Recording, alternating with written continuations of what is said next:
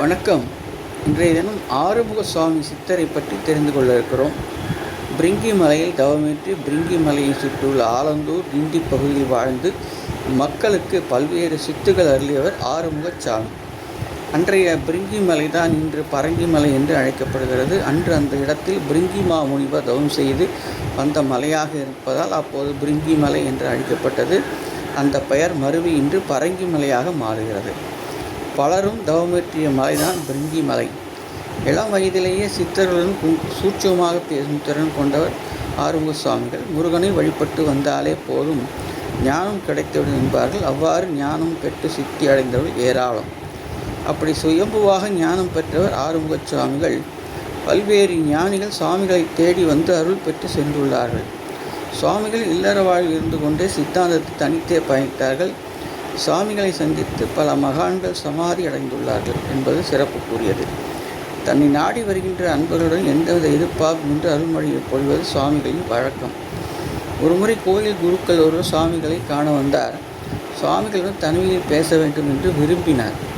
சுவாமிகள் அவர் அழைத்து, நீ என்னிடம் தனிமையில் பேச வேண்டுமா என்று கேட்டார்.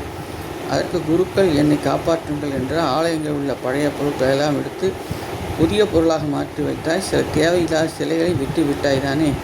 இப்போது கர்ப்பகிரகத்தில் நுழைந்தால் உடைய கால் தீப்பிட்டு இருப்பதை உணர்வாய் என்றார். சுவாமிகள் சொன்னதை கேட்டு கதறி அழுதார் குருக்கள். குருக்களே, நீங்கள் செய்யும் பூஜைகள் ஹோமங்கள் எதுவுமே இறைப்பணி அல்ல.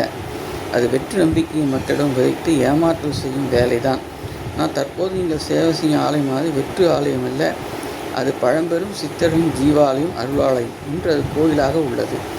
இதை உணராமல் நீங்கள் இப்படி நடக்கலாமா? சரி, விட்டு கிடைத்த அந்த பணத்தில் சுவாமியின் நட்சத்திரம் வருகின்ற ஒவ்வொரு மாதத்திலும் அன்னதானம் வழங்குங்கள். உங்கள் கால் எரிச்சல் முழுமையாக குணமாகும். இப்போதே அதனை சரி செய்து விடுகிறேன். சித்தன் ஆலயத்தில் போலி பூசைகள் செய்து மக்களை ஏமாற்றக்கூடாது என்று அறிவுரை கூறினார். சித்தாந்த பாதையை பயணிப்பது என்பது எல்லோருக்கும் வாய்ப்பதில்லை. அந்த பாதையில் பயணிக்க வேண்டும் என்பது பிரபஞ்ச காவலரான சித்தன் அருளால் மட்டுமே நடக்கும். சித்தாந்தத்தை முழுமையாக உணராத சில அற்பர்கள் எதையும் உணராமல் நன்றாக பயணித்து வாழ்விக்கிறார்கள்.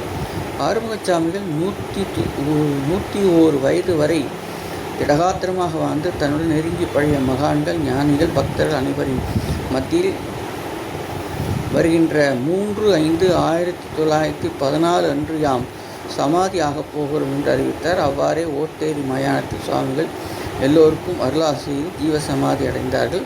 சுவாமியின் சமாதி இன்றும் 2 சமாதிகள் உள்ளது குறிப்பிடத்தக்கது. சென்னை பிரிக்லின் ரோடு ஓட்டேரி மயான கேந்திரத்தில் சுவாமிகளின் ஜீவ சமாதி அமைந்துள்ளது என்பதை நாம் தெரிந்து கொண்டோம்.